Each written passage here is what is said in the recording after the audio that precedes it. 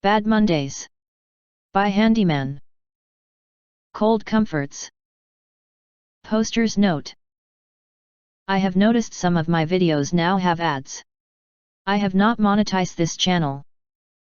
End posters note. It was approximately -fuck degrees Celsius outside and not all that much warmer within by the time they finally reached the Jewel of the North. The capital city of the empire was, by all measures, effectively nameless, a tradition Handy found baffling, with the city and the empire synonymous with one another. It was also, quite effectively, the only real city of note in the entire frigid wasteland it deigned to rule over. For arcane reasons that were beyond not only Handy, but apparently most arcane masters of magic and weather manipulation, the lands of the Crystal Empire were doomed to an eternal winter of frost and snow, and until fairly recently not even the city was present. Handy had initially mused that it was some mad equivalent to Las Vegas back home, wherein instead of the middle of a desert, someone thought it worthwhile to gamble building a city out in the middle of magical Siberia and somehow got lucky, only to discover that was not the case. The city was ancient, in fact one of the oldest continuously inhabited cities in all of the Pony Kingdoms. It had just been missing for 1,000 years with everyone inside of it. Handy had blankly stared at Spike when he gave the explanation and, for the first time in his life, decided not to question it and just moved on with the walk-through. While the city was, relatively recently returned to the land of the living, that suddenly meant there was a center of civilization with thousands of living souls within it. Over the recent years, efforts had been made to connect it to the rest of Equestria to its south, and the kingdom of Hennessea to its north, a similarly cold and frigid landscape. Unlike the Empire, Hennessea was not bound in the grip of winter by some kind of magical doom. It was just a cold shithole because it was farther north in the world in general, and that was the long and short of it. This of course made the land of the Empire an inhospitable blight and natural border between the pleasant and temperate climes of Equestria and the major nations to its north, Hennessea, the Grey Coast Republic, Northern Griffonia, and Yakyakistan. Handy actually took a shot when he heard that last one but otherwise didn't comment. In any case, the re-emergence of the Empire after apparently 1,000 years of absence meant there was suddenly a trade hub which could more easily facilitate trade and communication between the North and South.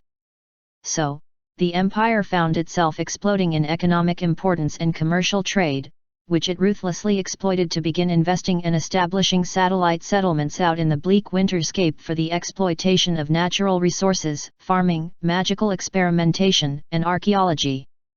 These were all connected by an aggressively well-maintained rail system and increasingly heavy investment in airship infrastructure and advancements in crystal-based magical advancements in science and magic. Handy recalled the heart monitors of the hospital he had visited all those long months back in Spurbay when he was recovering from his and Joachim's early misadventures in the mines, and had noted the out-of-place nature of such a high-end technological device in a civilization that didn't even have electricity. He had recalled a brief explanation about how it ran on crystals, and with what he was learning about the Empire, it seemed such advancements were deeply intertwined with the specialized magical research the Empire reintroduced to wider society, mingling with newer methods of thought and technological innovation. This piqued Handy's interest somewhat, not least because the rapid industrialization of the city they were heading to would likely mean it'd be more than capable of handling their needs as far as his own airship was concerned. Hopefully more cheaply than he had feared as well, but he wasn't prepared to bet on that. The city itself first appeared as nothing more than blurry light on the horizon, a sign of hope in the bleak, dark, continuous blizzard that had dominated the environment the further north they had traveled after patching the ship. It had been a miserable week all told, and the heat off the pipes diffused heat unevenly throughout the ship. Water rations were renewed but had frozen over a number of times, and most of their water skins had burst when they had made the mistake of making them too full and leaving them in areas too far away from the warm pipes.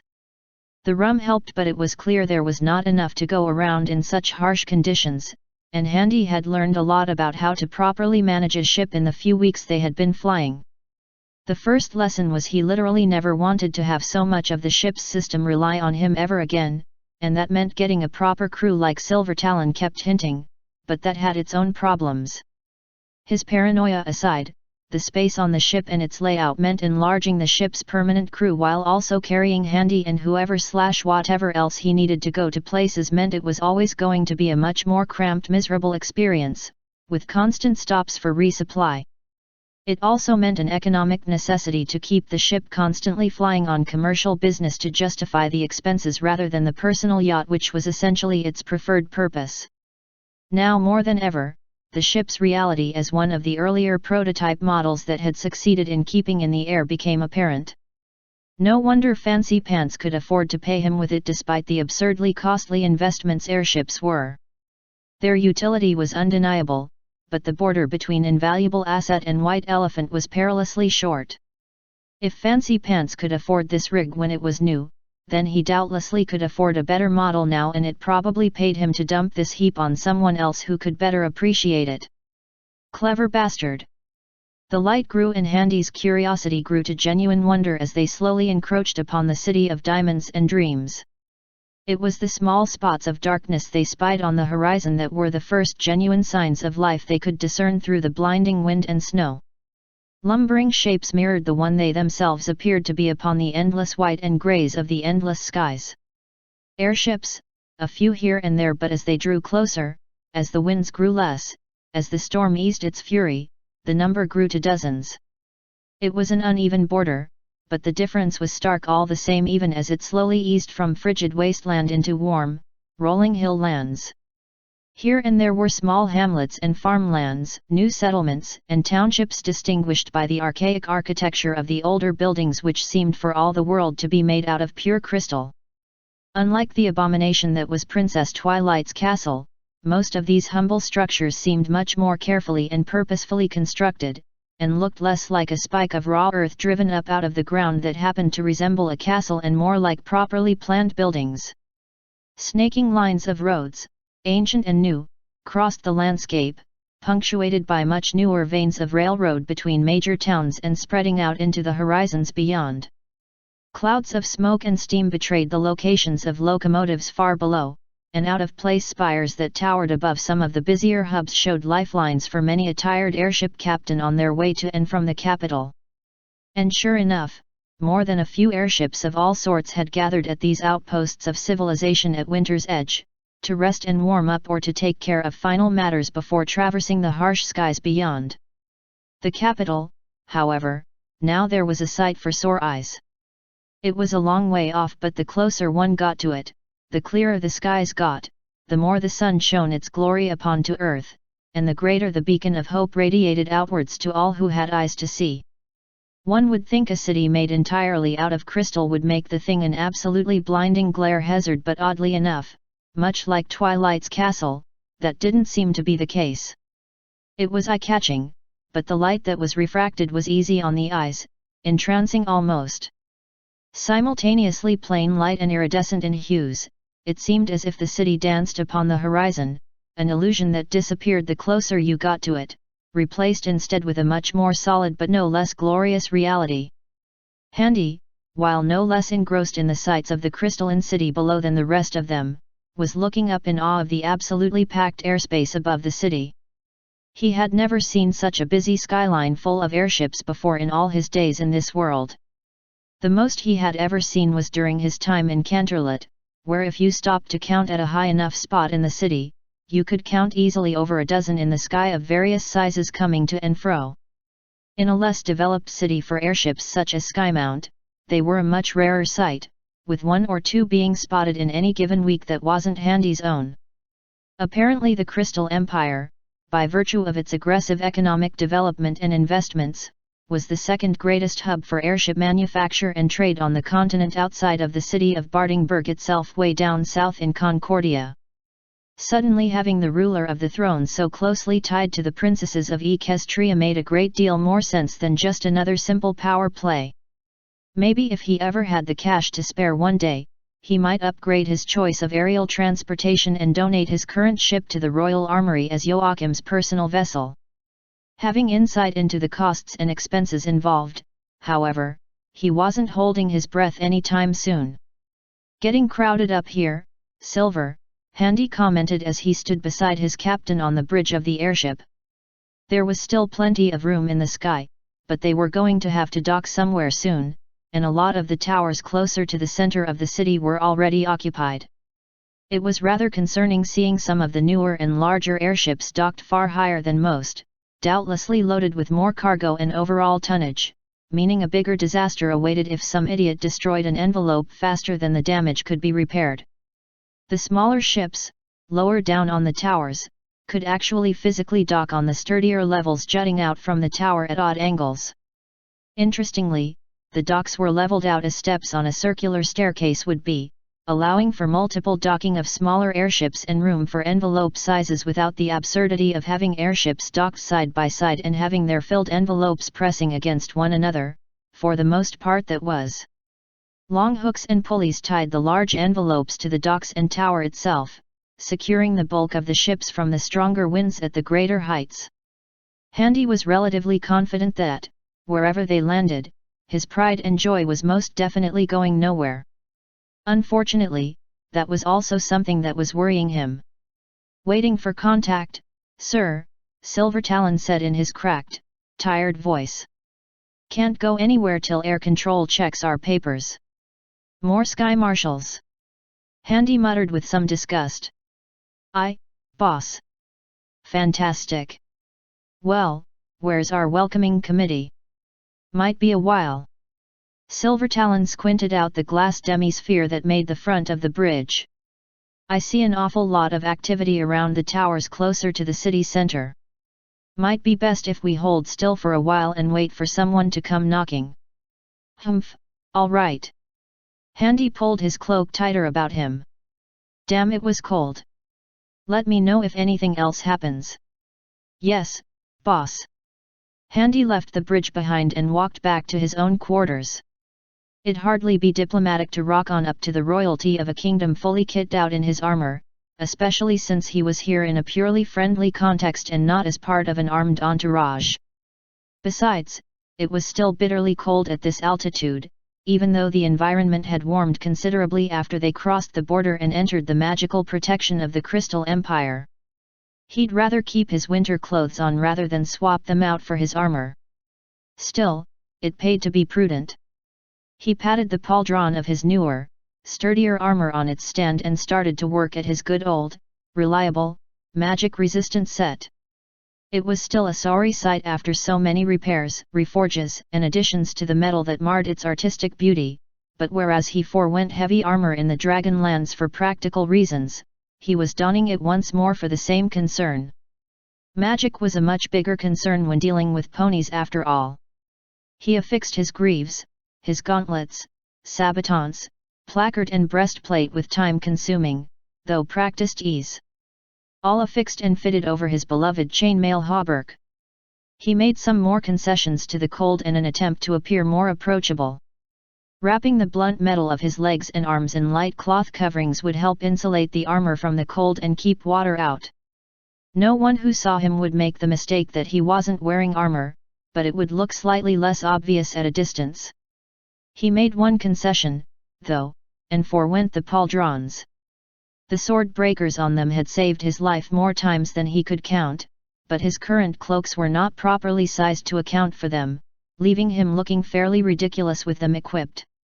He instead replaced them with more lightweight shoulder pads made out of layered quilted leather and chainmail tied in thick squares, with light metal strips to aid in blade deflection. The tremendous relief and range of motion it allowed his arms and shoulders were more than appreciated, even if he was making a tactical compromise, lessening some magical protection in favor of mobility. If only he could somehow get more such armor made, he'd have so many things he'd request from Heat Source that could be improved. Maybe he shall. There was a knock at his cabin door as he tied his cloak into place.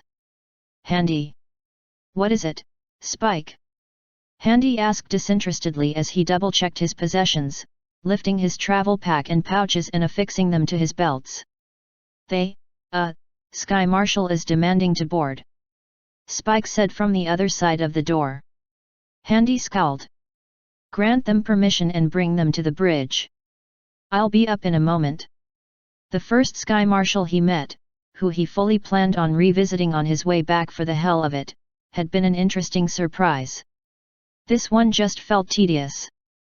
After a moment, he figured being courteous and polite was probably the best approach this time, especially since they were the conquering heroes escorting the man of the hour back to his princess after all. The relationship seemed familial, given how much Twilight was willing to spend to ensure the well-being of this dragon, and how Spike seemed so attached to the ponies. He figured the meeting would go over smoothly. He made to leave his cabin before snapping his fingers in recollection. He stepped back, slipped out his old shield, and slung it over his shoulder in its cover. As he did so he paused, thinking, looking over at his desk. His journal was now thoroughly well hidden, such that no one who boarded the ship while Silver Talon was on his lonesome here would find it, of that he was confident. His money. Well, that was just bad form if it got stolen, and Handy would certainly make sure he got every single damn penny back with fair recompense for trouble caused. But there was something else he really couldn't risk losing. Even if a fair few powerful people already knew he possessed it. He opened the drawer and withdrew the glass flask with its precious contents. The countdown for how well preserved the blood would remain began the second he removed it from the enchanted casket, but it was worth it. He secured it in his travel pack at his side and turned to leave. Asterisk. It's him. It's really him. Not a damn day went by where Handy wasn't absolutely floored by something truly unexpected and absurd. It's the hero of the Empire. You would think, given the reputations involved, people would be a bit more concerned about the sight of them as they made their way through the tower. Really? I haven't seen him in so long. When did he get so tall? Turned out even if you were used to being the biggest bastard on the block. Do you think he can sign my wrench with his dragon fire? You could always be overshadowed by a 4-foot fuck-all with a good public relations record. Spike had apparently been underselling just how well regarded he was in the Crystal Empire, so much so that the Sky Marshal had barely registered Handy's existence and was much more concerned, and enthused, with the arrival of Spike. The unease and worry Handy was habitually used to receiving had been entirely absent when he stepped onto the bridge, the Sky Marshal apparently under the ridiculous notion that Spike's presence would somehow keep the dangerous human that they had been warned would be flying into the Empire in check. Handy honestly felt offended. It did, however, make getting through the primitive form of customs much easier, and as much as Handy found it inconvenient, he had to admit it was a much less painful experience than flying back home on Earth. The overworked, and clearly underexperienced, Sky Marshal had happily recognized Handy's credentials and right to seek permission to land, and even passed word to expedite the process. They even waived the docking fees at royal request, and probably would have done so just because Spike was present. The Drake was positively preening at the adoration he was receiving to the dumbfoundedness of human, whose presence was completely eclipsed by that of the young dragon. Landing at a properly equipped airship dock for the first time was quite the experience. It ranked somewhere between unfinished construction project, multi-story open-floor warehouse, and every health and safety inspector's worst nightmare when they entered a machine shop. The floors were awash with crafts ponies, unicorns with horns aglow permanently levitating tools and heavy equipment, comically unbalanced earth ponies jostling with Pegasi on ladders moving to and fro, the different levels through service ladders only staff were allowed to use, but just anyone could walk on up to if they thought no one was looking. Uncountable pipes of varying sizes and material fabrication crisscrossed the central supporting pillar and went in and out of walls and floors at seemingly random junctions. Numerous water leaks that thankfully weren't scalding to the touch gave the chilly atmosphere outside a particular bite when one had the misfortune of walking underneath one. The steel supports, Handy noted, that were naked and exposed on the walls and interior of the tower were reminiscent of the heavy ironmongering he had seen in the trains, but as the wooden floors creaked under his boots, he realized the ponies had little experience in constructing so many towering spires designed to deal with so much heavy equipment and moving parts. He suddenly felt less impressed about witnessing the birthing pains of a new industry and wonder of aerial transportation, and more keenly aware of how many safety regulations were written in the blood of the unwary. He very much wanted to get off the tower. Ponies and other creatures of this world proved masterful architects when it came to rock and stone, but these new, more modern constructions designed for commerce and utility, made of wood and steel and iron wool, were more held together with enthusiasm than experience. "Name?" asked the stupidly smiling functionary, who stood between Handy's crew and the engineering teamsters he needed to consult as to what his ship needed. Crystal ponies were not so much a separate race of equine but a kind of magically altered ethnicity. Quite literally, the only difference between them and any other equestrian was that sometimes they would appear to be living, breathing crystal in the shape of a pony, rather than the flesh and blood he knew them to be. Thankfully, this one was still made out of fur and fear, and not whatever nonsense Spike had just been explaining to him. Still though, her eyes were disquieting. Nothing unusual, and he didn't see the occasional spark that caught his attention when ponies and sometimes griffins got when circumstances occurred. The reflection of her eyes, the shape of her pupils, it was almost Baron Handy Haywatch, Handy replied genially, producing his writ of passage, signed by no less a personage than that of Princess Celestia herself. He'd produce the one he got from Joachim, but he figured that'd be unnecessary. With a crew complement of 4. "I'm sorry, sir, but I only count 3 of you." "Hi Spike." The grey Pegassi's untidy blue mane fell out from under her chin-strapped hat as she waved at the drake. Spike chuckled and waved back. They were 2 feet apart. "Yeah, he decided to stretch his wings. "He'll catch up." Handy resisted the urge to sigh. "Oh. A Griffin," the border official left behind by the retreating Sky Marshal asked, writing down the details of their crew manifest and, eventually, their supply manifest for official records. "No." "A Pegassi?" "No." May I ask what your missing crew member is?" she asked, big brown eyes alight with curiosity. "He's a deer." "Deer don't fly." "I am aware," Handy answered. "This one can, so he does. I never heard of a deer with wings. This is amazing. He doesn't have wings." "But you said he flies with magic." "A deer wizard. You never see those." "He's not a wizard either, thank God. He just possesses a magic thing that lets him fly, so he uses it." "Look, is this even relevant? I doubt he'll be coming to this tower." "I'm sorry, Sir Handy, I just needed to take record of all occupants of an incoming airship." "Had you not mentioned he was part of your crew?" No, I know. I just don't want to catch flack if he takes anyone by surprise." Handy let his eyes look up to the heavens in defeat. "He's a big stag, one shining antler, singular, has a lot of magic. Can't miss him. Be sure to let whoever you were told to inform about my whereabouts that he's with me, and I apologize on his behalf ahead of time." "Haha. Inform? I don't know what you're talking about." The border control agent looked hilariously sheepish and struggled to keep a non-guilty face at Handy's casual accusation. He didn't so much as bother registering the admission by body language. Instead, he moved on to where Silver Talon was arguing with a pony with a bizarre set of implements strapped to its back. The mare was a light blue-coated crystal pony, with a slightly darker shade of turquoise hair.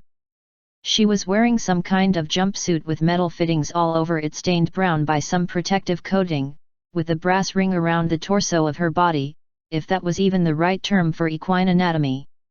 What was really peculiar were these long, jointed metal prosthetic arms that were attached to the metal ring, consisting of 2 long metal poles with grasping claws at their end with what looked to be a small, orange, glass sphere inset in the center palm of the device. The pony was talking animatedly with Silver Talon, who seemed to be somewhat annoyed by her enthusiasm. He must have said something that pleased her because she did a little hoofy dance in the annoying manner of ponies and skipped off, barking orders to her equally annoyingly colorful companions. "Everything all right, Silver?" The Griffin looked over to him and scratched the back of his head. "I think so, boss." Basically explaining what we need seeing to with regards to the ship. "Seems it shouldn't be too much of a bother. The crew here seem excited to see an older model for some reason." Handy hummed, not entirely convinced nor enthused. He mentally calculated the costs of repair, the potential cost of needing to replace the upper deck and all the pipework and pneumatics, the cost of replacement ballasts if they even had the right size and models, the cost of extra helium night gas, the cost of replacing the gas entirely if it needed to be vented in order to commit fully to the repairs, docking fees. Boss. What? He was suddenly shaken from his moody recollection. Silvertalon had apparently kept talking to him. About the ship. Handy rubbed his forehead. Yeah, the repairs. What's the problem? Its name. What? He asked, genuinely confused for a moment. We need to register the name of the ship for docking administration. Silvertalon explained. Handy paused for a moment. In all the time he'd had it, he had never even thought to name the damn thing. It'd be like naming your car. No one named their car. Well, okay, maybe you would if you were a complete prat. Come to think of it, you may not name your private vehicle, but major things like ships always had a name. But never planes for some reason. Or well, almost never planes at least. Everyone remembered the Enola Gay, and the Hindenburg for that matter. He looked back out to the dock where the ship weighed anchor on this rickety death trap of a conning tower that passed for an airship bay. All this time and he had yet to christen it. It just had never occurred to him before. Strange that Silvertalon, an experienced pilot, had never brought it up. He could ask him what he thought the ship could be called out of respect, but, nah. The Hammerhead? Too aggressive, it wasn't a warship, and didn't look the part either. The White Elephant perhaps, given how much of a hole in his pocket it was going to leave him after these repairs. He was really going to need to find a way to make this thing pay for itself apart from carrying his vampiric ass everywhere. A dark part of him enjoyed the humor of calling it the coffin ship because of said nature, but that would set an entirely unbecoming tone everywhere he went. He had his reputation do that for him already. He needn't lean into it that much. That'd be uncouth. The visitor, Handy decided. A bit understated, subtle hint of menace, plausible deniability, appropriate for an unarmed ship and accurate to its intended purpose. It'd do. Put that down as her name. Are you sure? Silvertalon asked, one ear flicking but otherwise showing no reaction to the name. It'll suffice, and it's fitting enough. He shrugged slightly, the worry of the costs still ticking away at the side of his thoughts. Just be sure these ponies don't go anywhere they shouldn't in there. Enthusiasm. Silvertalon smiled at that. He had no intention of letting them go unsupervised anywhere on his ship, of course, and Handy knew that, but it still needed to be said. He left the good captain in peace. All right, Spike. He turned to the Drake. You know where we need to go better than I do, so lead on. The dragon beamed at him. All right. Come on then, follow me. Twilight would be waiting for us at the castle. He turned and scarpered off. Handy watched him go for a minute, hurrying past busy and adoring pony workers on his sturdy two legs, no longer burdened by the heavy coat and scarf he had worn in much less cold weather when Handy had seen him first. Those were instead bundled with the rest of his belongings in an overstuffed pack on his back as he happily made his way down the tower, unaffected by the chill.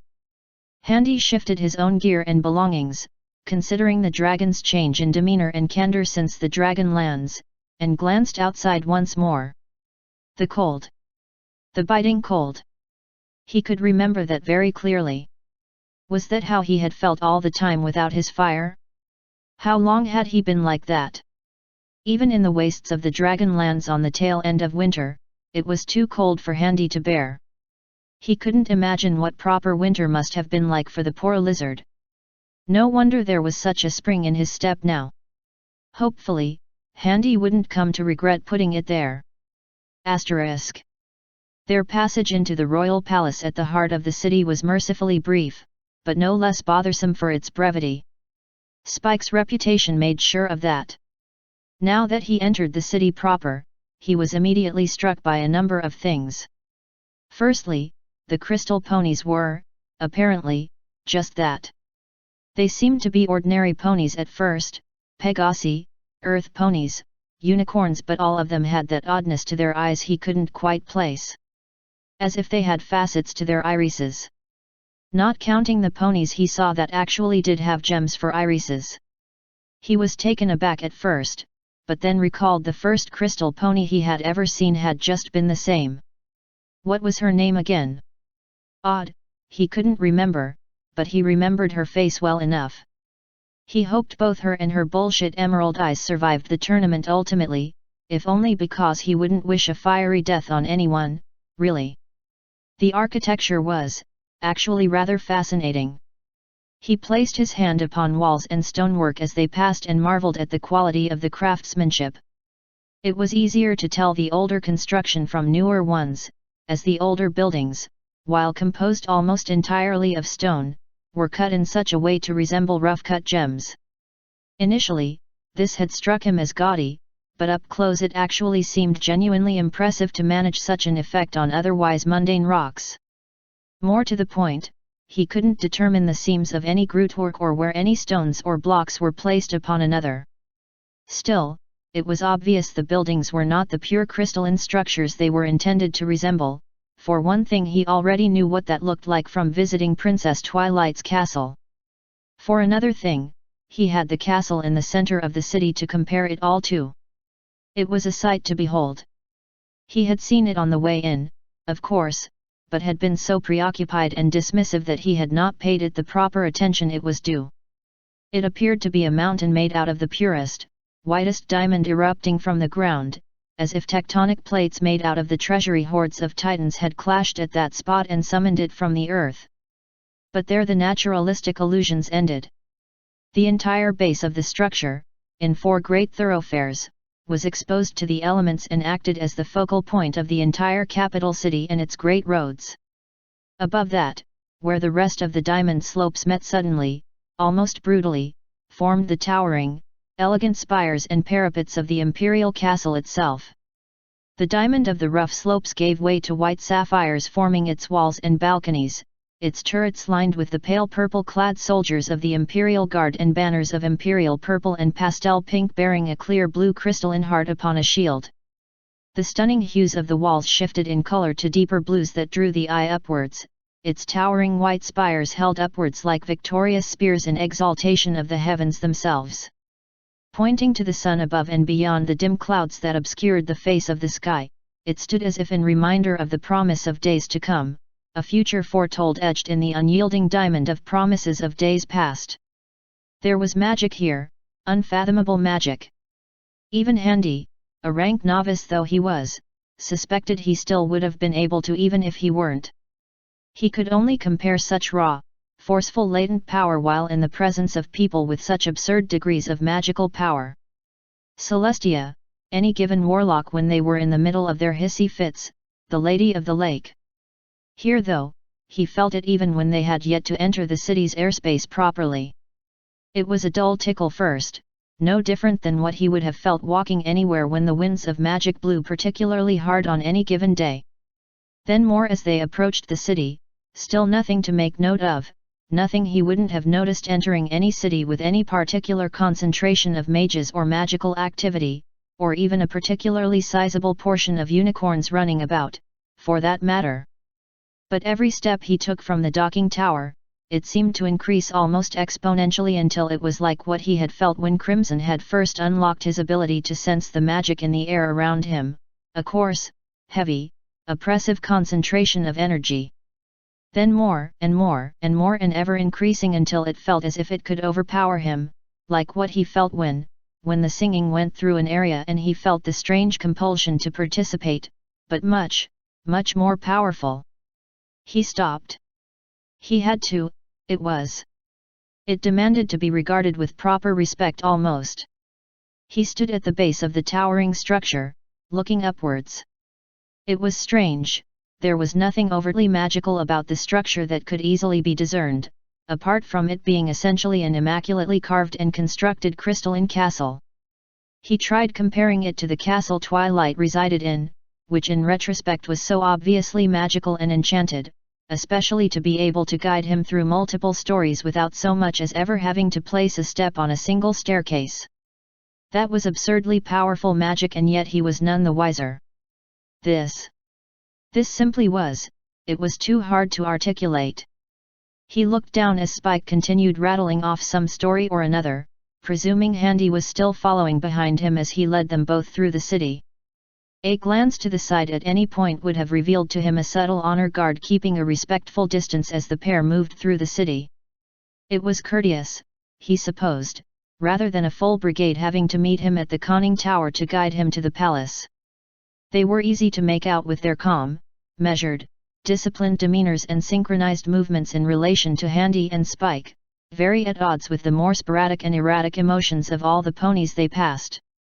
Handy did not mind, having expected such a welcoming committee, and after the unusual normativity he had been treated with in Ponyville, the suspicion was a welcome familiarity. Doubly appreciated for maintaining a polite distance as well. Handy brushed it off and followed along after Spike, who seemed to be heading to one of the 4 constructs where the Crystal Palace met the ground.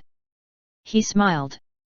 It looked something like the Eiffel Tower, if you cut the top part off and only kept the arches at the base for a frame and stuck some late Gothic castle on top of it instead, and covered the entire thing in a coating of diamonds. If he didn't know any better, he'd swear it was constructed by. He stopped when he sensed sudden agitation in the guards surrounding them. Looking around, he noticed the armored ponies began to take flight from rooftops, and from amidst the crowd, spears were lifted and orders were quietly shouted as some of them moved out of formation and went to different postings. What had suddenly gotten them so agitated?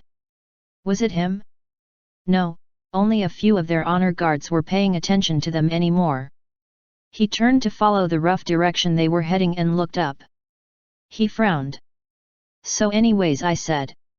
Handy. Spike stopped and looked around when it became clear the human wasn't following.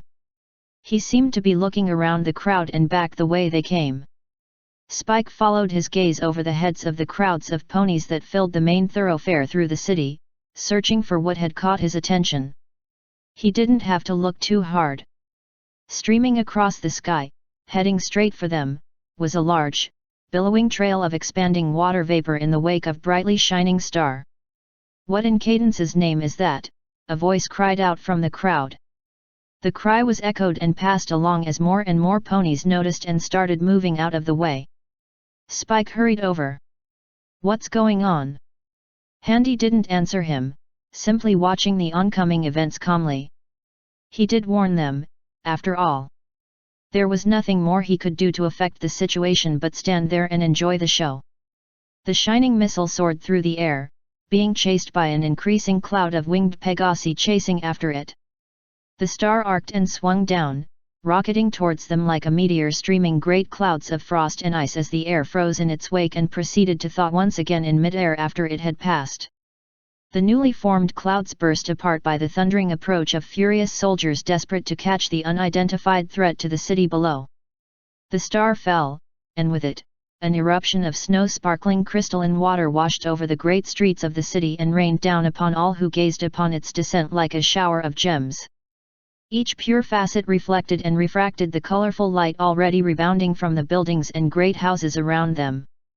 The star rumbled up the road towards where Handy stood like an avalanche with a grudge to bear. The profusion of clouds was thunderous with the shining, glorious light bursting from within its depths, like an oncoming storm. And so appeared the smiling, panting face of the Lord in winter, fur bristling and shining with flakes of ice.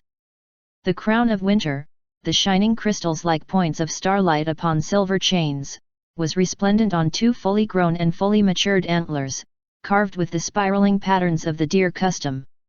Whirlwind Ap Whisperwood stood tall and strong in the full measure of his office.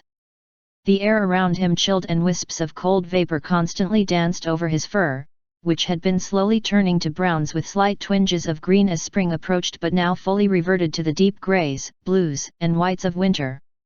He was a stag transformed, and had Handy not already been exposed to his change on board the ship before he went for his excursion, he would have been just as shocked and taken aback as anyone else. More so, given his history with white stags, but now was not the time for such a concern. "Enjoy your walk?" Handy asked casually in the nearly empty section of the street before the Crystal Palace. Spike blinked and stared at Whirlwind, looking up at his antlers. "Enjoy? Enjoy? Ha ha! You have no idea how good this feels!" Whirlwind shouted in his exuberance, spinning on the spot. Ice formed and cracked with each fall of his hooves, and snow kicked up and fell from the air with each movement. "It's winter here, Handy. Not just a cold spell, not just a freak magical accident, not just out-of-season weather patch. It's winter.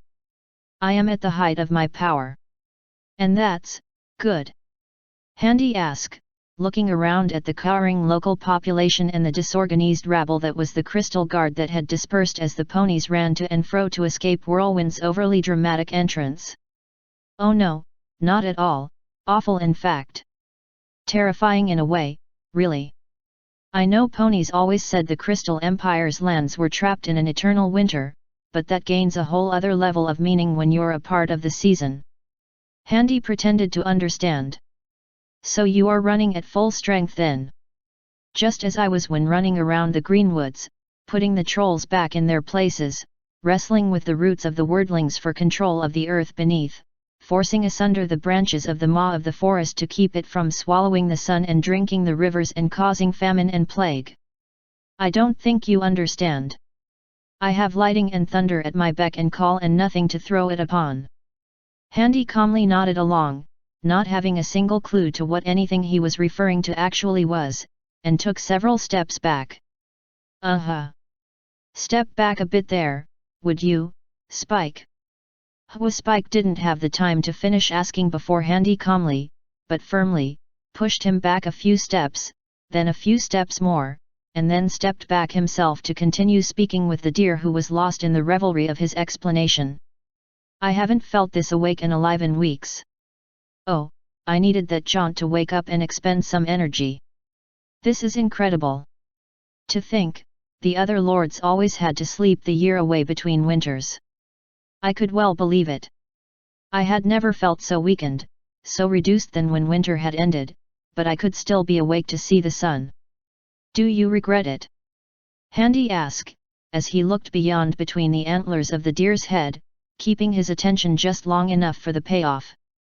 "No. Not once, not ever. If it were not for you there'd be no lord in winter. And if there were, he might still be asleep. I'd never see my home again in times of peace. I'd never sit down to hear stories by the fire nor tell my own, I'd never see my friends and tribe again. And other things besides I might still miss yet." His exuberance slowed as a strange expression came over his face, shrinking his smile as his gaze suddenly grew distant. Handy wasn't sure what thought crossed his mind that suddenly made him have regrets, but to be fair, he also didn't particularly care either. "I see you've recovered well enough." Handy gestured to the repaired and regrown antler. Whirlwind blinked and tapped it himself. "Oh. Yes, came right back as I was flying, I could feel the crown shift and writhe with power as I flew. Never happened before, but then I never broke an antler while wearing the crown." Whirlwind then paused as he noticed the distance Handy had put between him and the two of them. "Why are you standing all the way off like that?" "Oh, you know," Handy looked up behind Whirlwind. "Just learning from pattern recognition." "What?"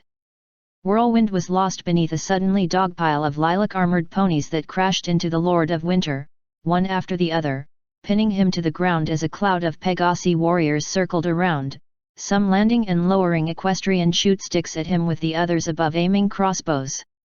Most, however, were aimed at the crushed and pinned stag in their midst as more and more guards, many of them unicorns with horns aglow, poured out from the palace and surrounding streets to add to the guard detail. For once he got to experience something like this happening to someone else when he entered a new kingdom, and found great entertainment in the display. Whirlwind spouted his profusions of innocence and how it was all a misunderstanding, and he really wished they'd all get off him because he wanted to make a very good first impression and didn't want to hurt any pony. Someone twisted one of his legs in response to that, and he let out a loud shout in surprise more so than pain. Spike winced at the display, and it was then, and only then, that Handy smiled. Spike. The purple alicorn practically bolted from the raised dais where the crystal throne stood and flew across the expanse of the throne room. The drake opened his arms wide, a smile beaming on his face, and promptly disappeared in a cloud of purple feathers as the Princess of Friendship had barreled into him at high speed and tackled him to the ground. Whirlwind had laughed at the sudden, explosive display of affection, while Handy watched impassively. He did not know what he had been expecting when they had been escorted into the palace and to the throne room for a private audience with the rulers of the empire, but it had not been this. He paid no further mind to Twilight Sparkle fussing over her adoptive family member and turned to take in the throne room before him.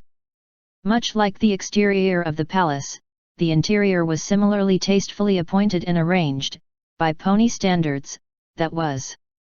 Gone were the rough and uneven textures and naturalistic crystalline growths of the crystal castle of Ponyville, whose corridors extended so high the ambient light of the building did not illuminate the ceiling. Instead, the pillars and walls were straight and elegant, the decor tasteful, and the light omnipresent though not oppressive. The vaulted ceilings hung with soft silken sheets and fabrics that added a splash of warm color to the cool hues of the halls of the Crystal Palace. Soft white light spilled from small crystals held in sconces made from seemingly rough-hewn agates which, upon closer inspection, were shaped into crests representing cutie marks of long-forgotten worthies of the empire.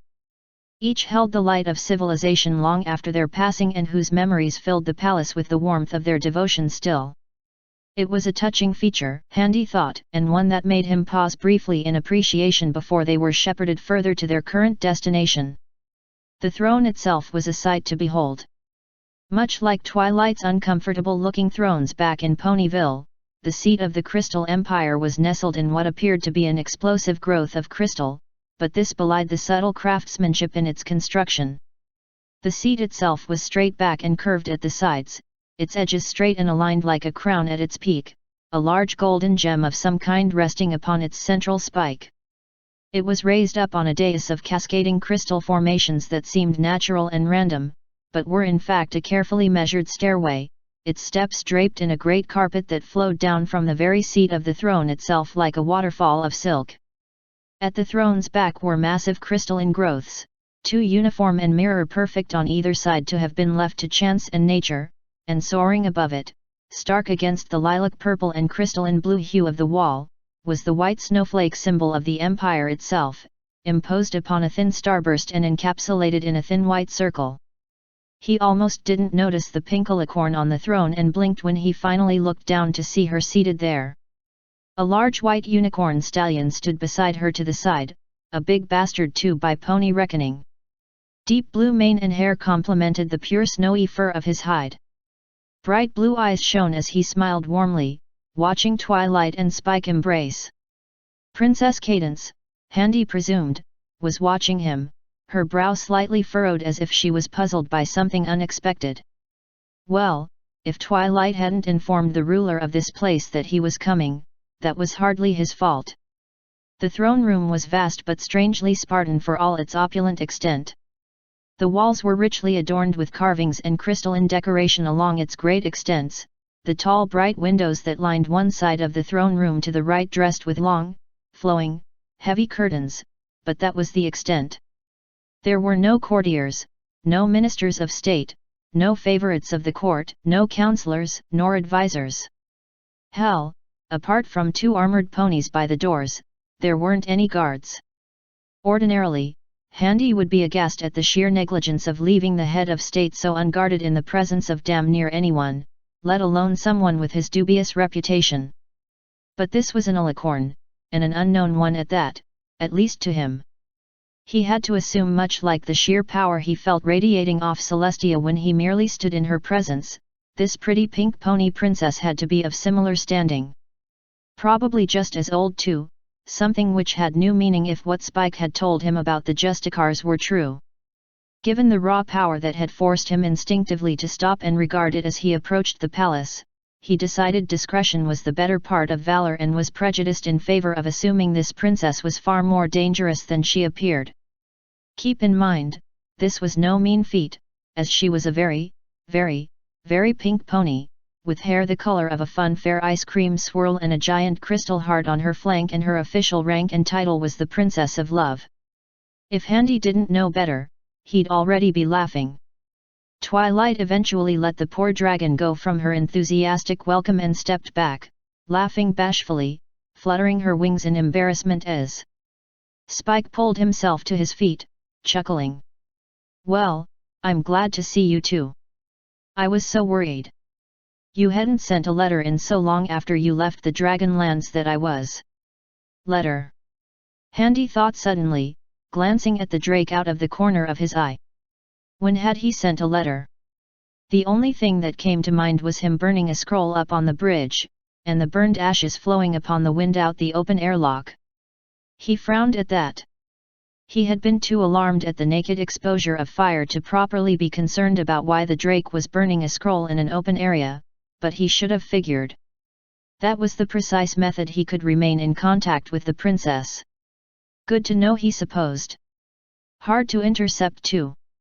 How would you even begin to find ashes on the wind, much less collect it and reconstitute it? Are you sure you're all right now? No more coughing? Twilight asked furtively. Are you sure you're not cold? Twilight, I am fine, better even. Spike spread his arms wide. I haven't felt this good in years. He certainly was energetic on the flight over. Whirlwind interjected. Twilight blinked as if she were only just now noticed the supernatural deer standing beside her. She looked him up and down as if appraising him before her eyes froze upon the glittering crown of winter upon his antlers. Her eyes grew wide with the same fervent curiosity Handy had recalled when they had first met. Good, if she was focused on the curiosity the deer presented, it meant less focus would be put on him. He could toss the deer at her and the ponies while he was stuck here and potentially get through the handover of his payment with little fanfare, and get back to his ship to oversee repairs when he was paid. And that was when she rounded on Handy and instantly, utterly, crushed that forlorn hope.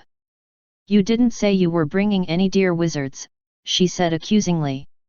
Handy stuttered briefly in surprise, both from the accusation and her expression of mild annoyance rather than, well, anything else would have been more appropriate. Hesitancy, anger, aloofness, disgust, even gratitude, from everything from twisting her hoof to helping Spike. This childishness caught him completely off guard. He looked between her and Whirlwind, who was wearing his friendly smile, the one he wore when it was better to keep quiet about certain things. Well, Handy wouldn't be saying anything at least, so he put the ball back in the stag's court, letting him navigate this mess however he pleased. He isn't. This confused Twilight for a moment, and she looked back at Whirlwind, who chuckled. Pleased to meet you at long last, little Twilight. Handy has told me all about you. Son of a bitch. Twilight looked back at Handy in confusion. I did no such thing and you damn well know it, Handy shot back, kicking the ball back the stag's direction. My lord. Lord. Twilight asked, now looking up at the strange deer, gears turning in her head. Handy smiled, though Whirlwind was unfazed. No need to be so formal, we are such good friends after all. Whirlwind replied. Why, after all you've done for me, I was of course all too eager to help you out. Twilight blinked at that, as if remembering something, and rounded on Handy, suddenly very excited. That's right. You said you'd tell me about the oaken hearts. Whirlwind gave Handy a curious glance, who looked between the demigod and the princess, thinking quickly. I said I might tell you about it sometime, Handy corrected, very much not wanting to be responsible for revealing dear secrets at all, much less in front of Whirlwind where he could do something about it. But seeing as there is someone much more qualified than I am on the subject, you'd be better off asking my friend. Ahem. The actual ruling princess in the room politely interrupted their little exchange and the dance of responsibility the human and dear lord were engaged in. Twilight looked at her sister-in-law and hurriedly stepped back from the pair of them, standing beside Spike and trying to affect her royal dignity again. Cadence smiled at the entire ordeal, amusement clear in her eyes. Her husband, for Handy figured it had to be the would-be emperor standing by her side, still smiled down at his sister.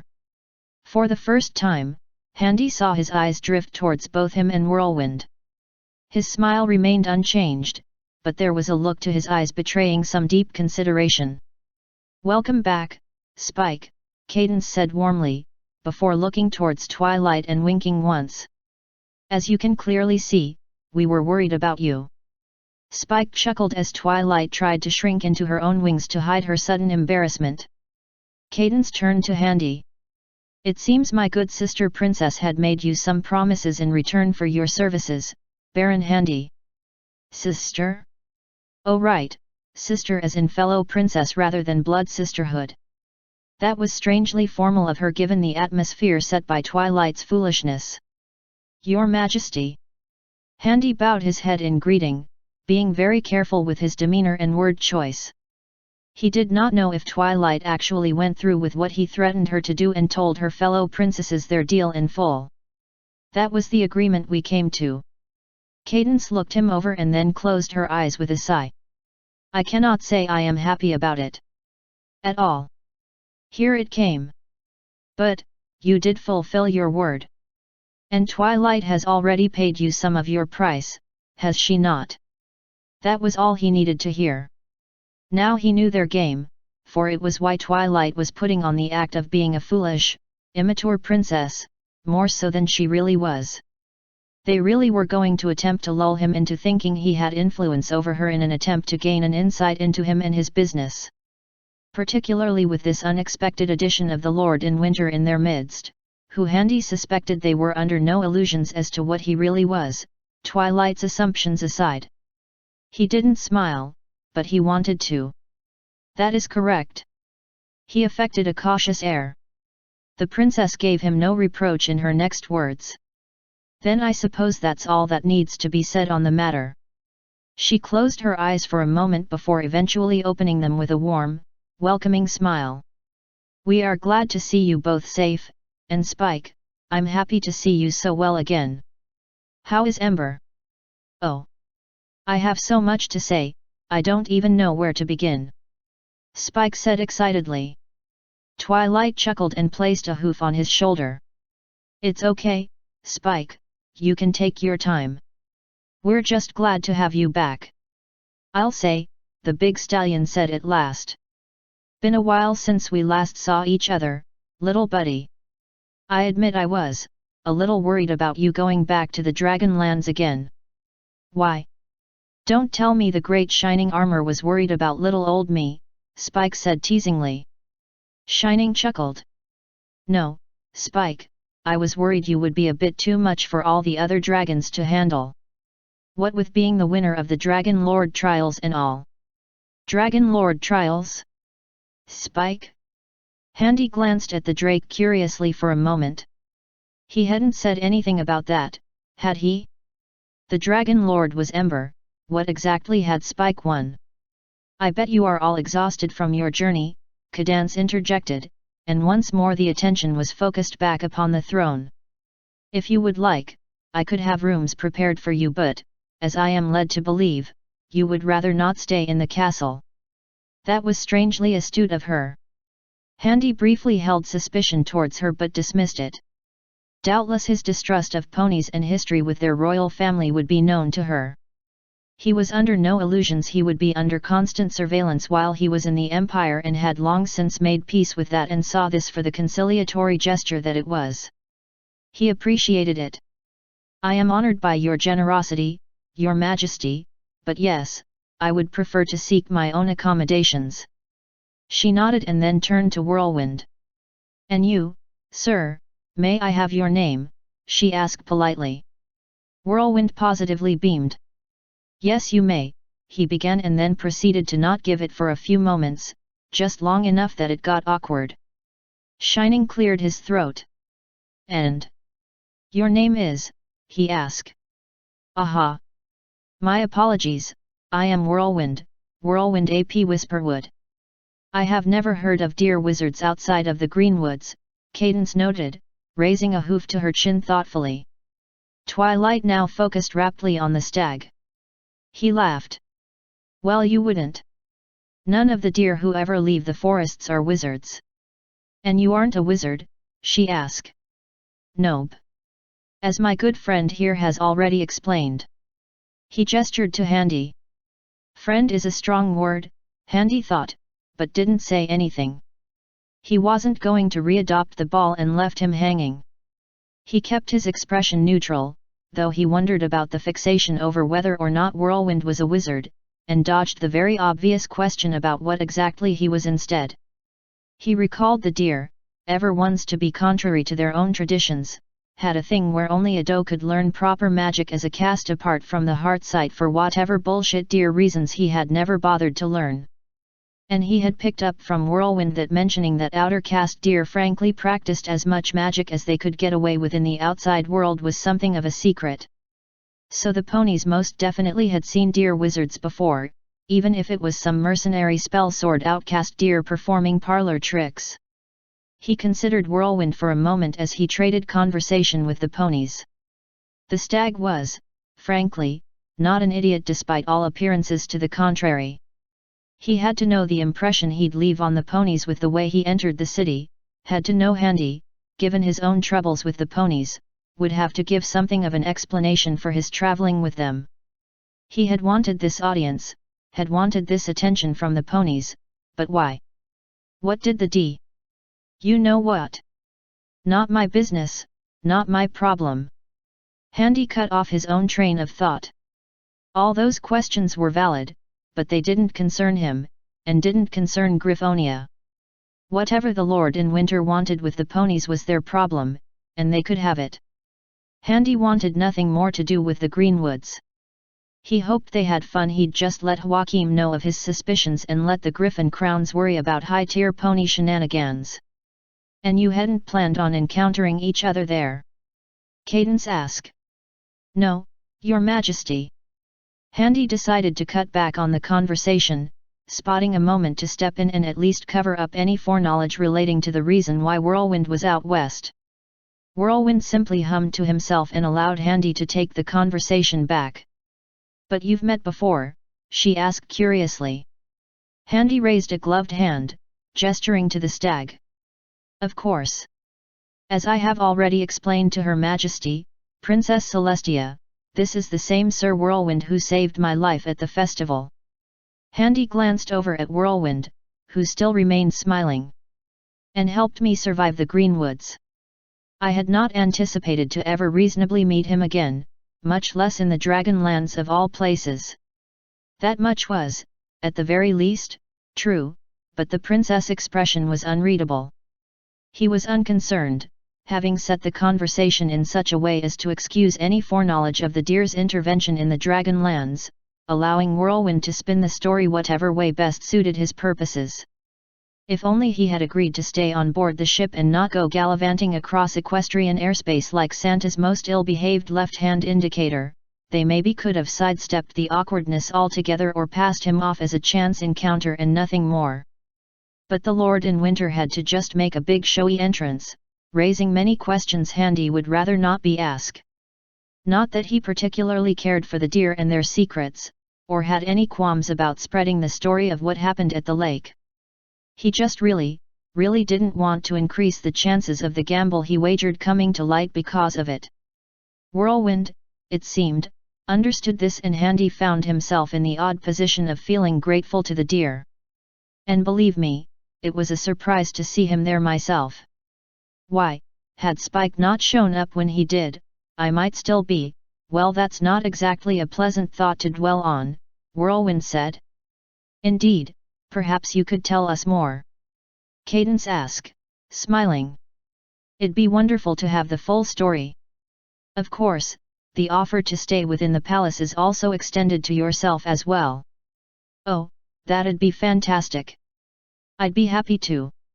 Thank you, Your Majesty. Cadence beamed at him. Whirlwind looked over to Handy with a smile, who returned it with a neutral expression. You wouldn't mind if we met up later, would you? Handy looked between him and the ponies briefly. Whirlwind knew damn well he'd be staying in the city until the ship was seen to at least. So he simply nodded, and turned back to Cadence. Your Highness, if I have your leave for now, he asked politely. She gestured with a hoof and a chuckle. Yes, you do. If you don't mind, Sir Handy, I would like to have a word with you tomorrow when you've settled, Shining Armor interjected, and Handy tensed slightly. The stallion was cordial and there was no malice in his voice, but Handy didn't like the hard look in his eye. As you wish, Your Highness. Shining Armor nodded. I'm glad, thank you. Would you be able to attend the castle around noon? Handy, interest piqued, simply nodded his assent. An odd time, why not the first thing in the morning? Or the afternoon after he had done his duties? Why the exact middle of the day? Of course. I could come earlier if you require it of me, Majesty. Oh no, noon's fine. Cadence gave Shining Armor a worried look but didn't interrupt him. Twilight looked curious and Spike, who only just started paying attention, looked apprehensive. Whirlwind watched with keen interest, and the tension Handy felt suddenly felt heavier. As you wish, Your Highness, he said at last. Do let me know if you can't make it. I'll be sure to accommodate you. Now that Handy absolutely did not like the sound of, but he was not in a position to immediately refuse. He was not asking anything unreasonable, and he was in the heart of pony power. Maybe not Canterlot, but it had two alicorns present nonetheless. In any case, his nearest and fastest exit from the scene wasn't currently docked and being heavily worked on in one of this prince's air docks. So in the end, he nodded in acquiescence, and shared one last look with Whirlwind and Spike before departing. Handy gave his farewells and was escorted from the throne room and led away through the castle. Cadence watched him go as both Twilight and her husband engaged Whirlwind in animated conversation.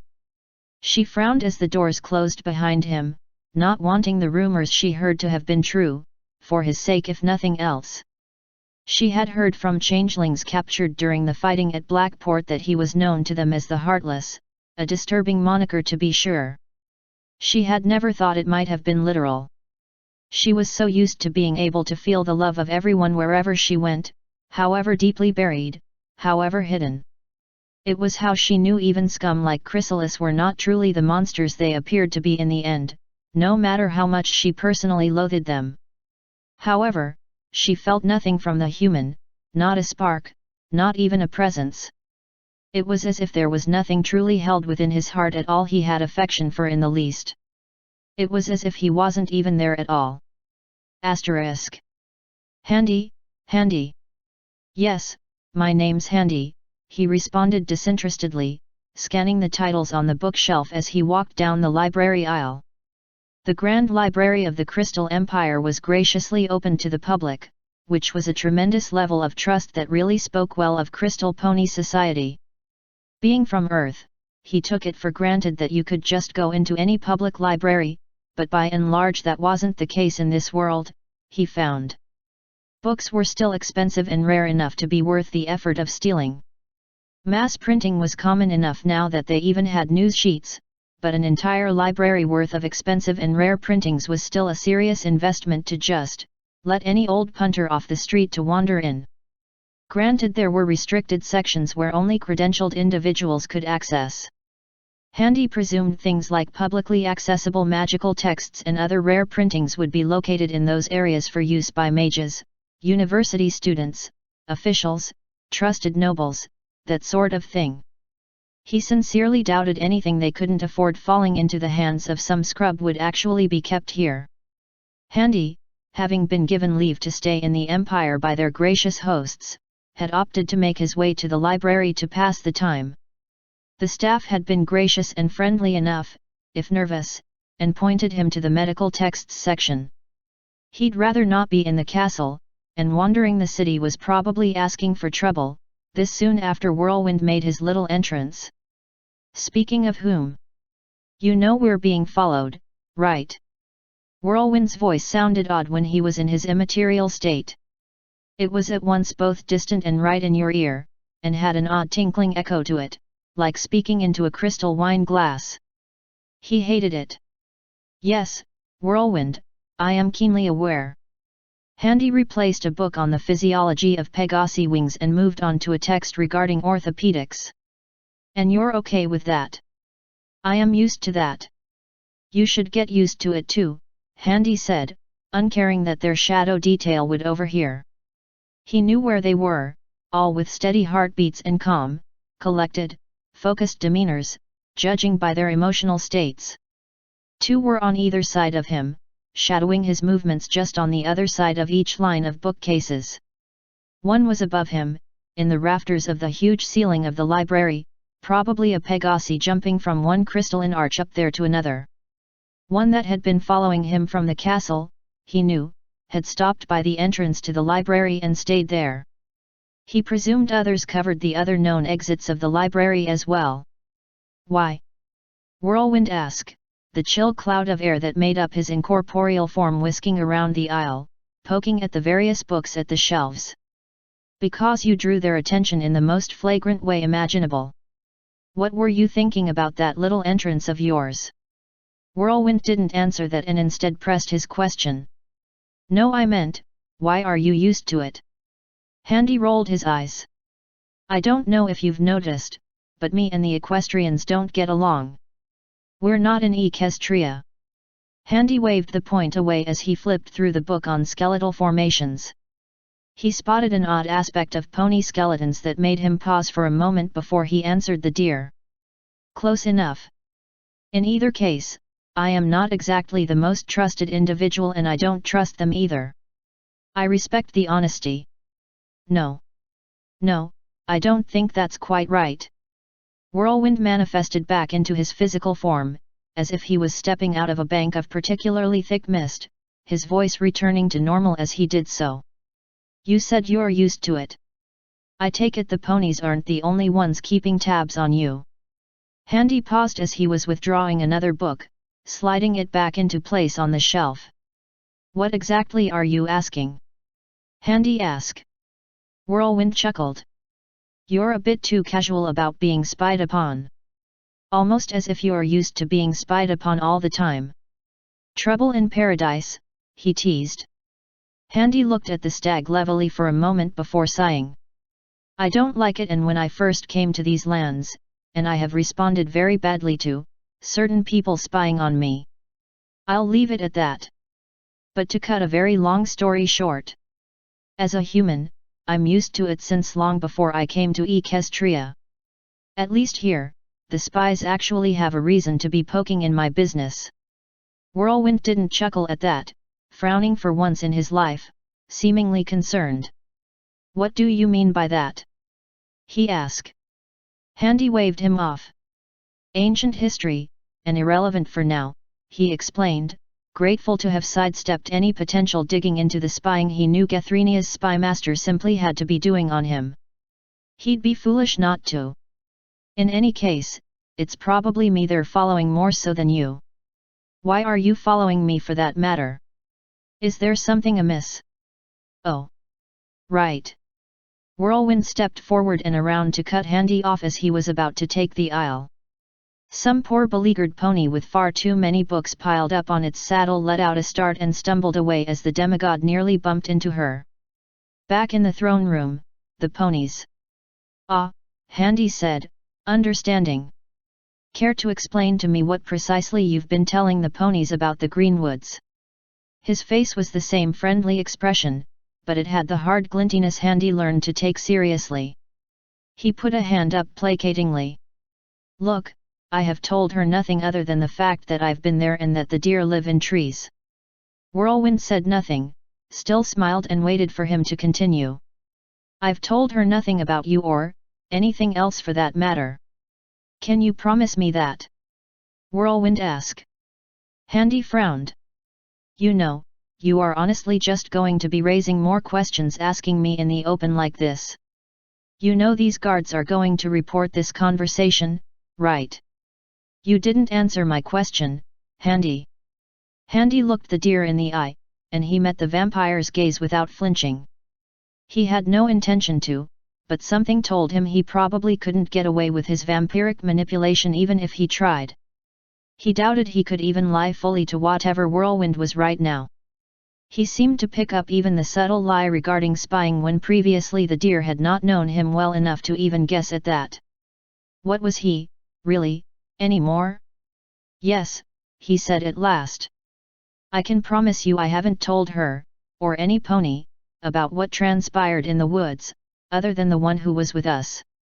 He still hadn't revealed the fact that the crimson he knew had been a changeling wearing her face, and he couldn't say that he told the griffins nearly everything about what had happened where the ponies could overhear. Whirlwind studied Handy's face for a long time, to the point it was almost uncomfortable. Eventually he seemed to relax, as if satisfied. Well, all right then. I can accept that. Let me know when we're leaving. I need to catch a ride with you back to Griffonia. Whirlwind turned and walked off, the chainmail clinking under his green and tattered cloak. Wait, Griffonia? Why are you coming to Gyrenia? Handy asked, surprised. He'd agreed to help ferry the stag back to more civilized lands so he could find his own way back to the Greenwoods, but this was still a surprise. Why, to visit Jacques, of course. He's up there with you now, right? How did you know that? Silvertalon told me about some roguish stowaway that looked like a thief that was on his ship, and I thought, hey, that sounds like Jacques. It was Jacques. See? You get it. Whirlwind said as he turned back to leave. Handy thought for a moment, and called out. Hey! Whirl, wait a minute. He stepped towards the stag, who turned, inclining his head curiously. It was a subtle motion, but it was exaggerated due to his crowned antlers. When you were up there in the throne room, with the princesses, what did you discuss exactly? Oh! Nothing much, who I am, where I came from, why I was with you, what was up with my magic. That sort of thing, he explained brightly. Handy nodded cautiously. And about being a lord? Oh, all about that. They know I'm the lord in winter, I made sure of that. I am not exactly hiding it now, am I? He asked, laughing. About what happened in the Greenwoods? Whirlwind's smile did not falter. Do you trust me, Handy? Handy hesitated. That was a dangerous question, given the circumstances. He thought about it carefully, considering what had happened and what oaths were made. I trust you to keep your word, he said eventually, and found to his surprise that he did in fact trust him to keep his word. He did, after all, swear to God to fulfill his promise to find what had caused the previous lord to wake out of season, and risked his life to rectify the matter. Handy quite literally found that out for himself when they had tripped over each other in the Dragonlands. The certainty of his words briefly confused him, and it must have shown, because Whirlwind's smile broadened. Then trust me when I say I haven't told them anything you wouldn't want me to. Somehow, Handy knew that they were true. And while he wondered at that, he realized, he didn't get that feeling when he said he only wanted to go to Gethrynia to visit his friend. You're not coming to Gethrynia just to visit Jacques, are you? No, Whirlwind said truthfully. I have other business up there.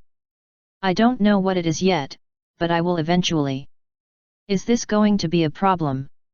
Handy asked, a serious edge entering his words, and he suddenly felt very tense. Whirlwind seemed entirely unbothered and shook his head. No, I don't believe it will. There's no reason for it to be. How do you know? Whirlwind chuckled lightly. I wish I knew. I just do.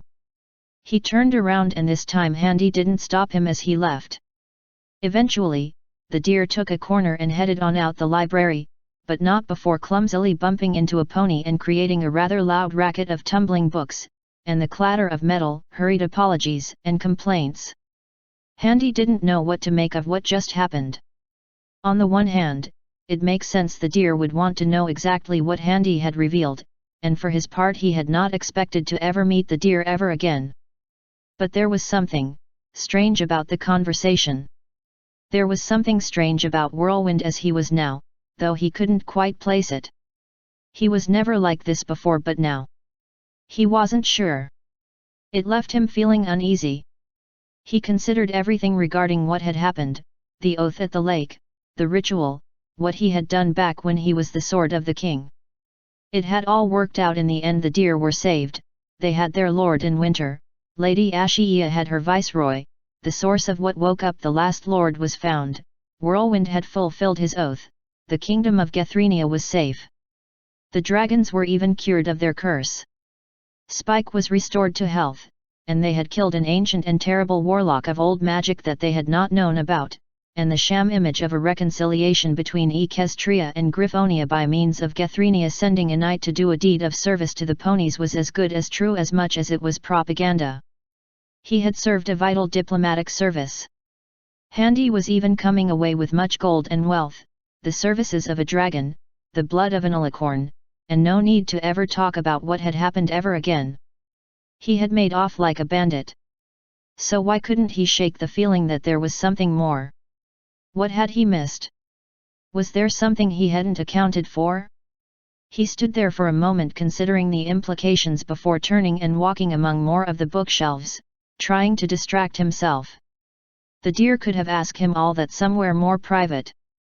He'd wanted the ponies to hear all that for some reason. Why? What could be gained from it? What did he discuss with Princess Cadence? More to the point, if he did come back to Gerenia with him, what would the Lord in Winter discuss with the king? The apprehension threatened to worry its way into becoming a creeping anxiety. Handy decided to put it, as with so much else, to the back of his mind for the time being. He'd have to trust Whirlwind when he said there wasn't going to be a problem in Gethrenia, not that he could do much about it now. He didn't want to think what the consequences were about trying to oppose the Lord in Winter at the best of times given what he now knew, never mind here at the height of his power. He turned back to the books to distract himself. To fill his mind with literally anything else. Author's note. Hi, how are you? I spent this morning doing an examination on taxes. Have a handy until I figure out how to alive again. JBL MVP for getting this editing done before collapsing. End author's note. End of Cold Comforts.